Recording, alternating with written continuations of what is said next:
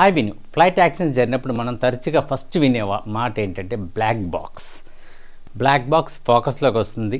Black బాక్స్లో అన్ని విషయాలు రికార్డ్ అవి ఉంటుందని మన చిన్నప్పటి నుండి మనం విన్నాము, తెలుసు కూడా. ఈ బ్లాక్ బాక్స్ అంటే ఏంటి, దాని కలర్ ఏంటి? సో బ్లాక్ బాక్స్ అంటే మనకందరికీ ఉండే first impression and first opinion బ్లాక్గా ఉంటుందని, కానీ కాదు. సో ఇదేంటి బ్లాక్ బాక్స్ యొక్క పేరు బ్లాక్ అని వచ్చింది బికాస్ లోపల ఉండే ఆ బ్లాక్ ఏరియాలో బ్లాక్ ఫిలిం రన్ అవుతూ ఉంటుంది. సో అక్కడ రికార్డింగ్ జరుగుతుంది కాబట్టి బ్లాక్ బాక్స్ అన్నారు.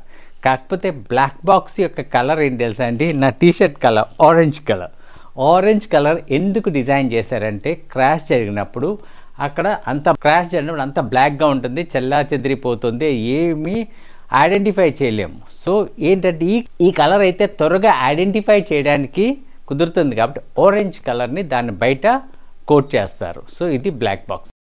బ్లాక్ బాక్స్లో రెండు కాంపోనెంట్స్ ఉంటాయి. ఒకటి కాక్పిట్ వాయిస్ రికార్డర్, ఒకటి ఫ్లైట్ డేటా రికార్డర్. ఈ రెండు చాలా యూస్ఫుల్ అండి క్రూషియల్ ఇన్వెస్టిగేషన్ టైంలో. ఇది వరల్డ్ వార్ 2లో కనిపెట్టారు ఈ డివైస్ని. ఈ డివైస్ ప్రతి ఫ్లైట్లోనే ఉంటుంది. దీన్ని తీసుకొచ్చి టెయిల్ ఎండ్ పార్ట్లో పెడతారు. ఎందుకంటే ఇది చాలా, ఒకవేళ క్రాష్ అయిన ఇంపాక్ట్ తక్కువ ఉంటుంది కాబట్టి ఆ ఏరియాలో పెడతారు.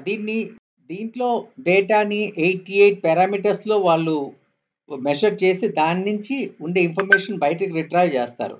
ఈ బాక్సెస్ దేంతో బిల్డ్ చేస్తారు? టైటానియం ఆర్ స్టీల్తో చేస్తారండి. చాలా హెవీగా ఉంటుంది, చాలా హార్డ్ కూడా. ఇది 1100 సెంటిగ్రేడ్స్ ఫైర్ 1 అవర్ని రెసిస్ట్ చేయగలదండి.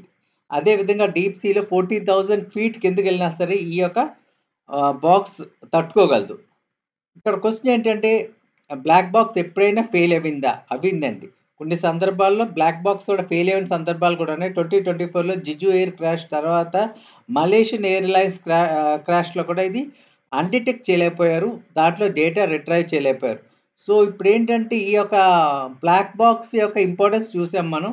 ఈ బ్లాక్ బాక్స్ డేటా బయటకు వస్తే ఫ్లైట్ యాక్సిడెంట్ ఎందుకు జరిగింది, పైలట్ నిర్లక్ష్యమా, లేకపోతే బర్డ్, లేకపోతే క్లైమేట్ అన్నది రిట్రైవ్ చేసి ఆ ఇన్ఫర్మేషన్ బయట తీస్తారు. చూశారు కదండి, ఇది బ్లాక్ బాక్స్ యొక్క కాన్సెప్ట్.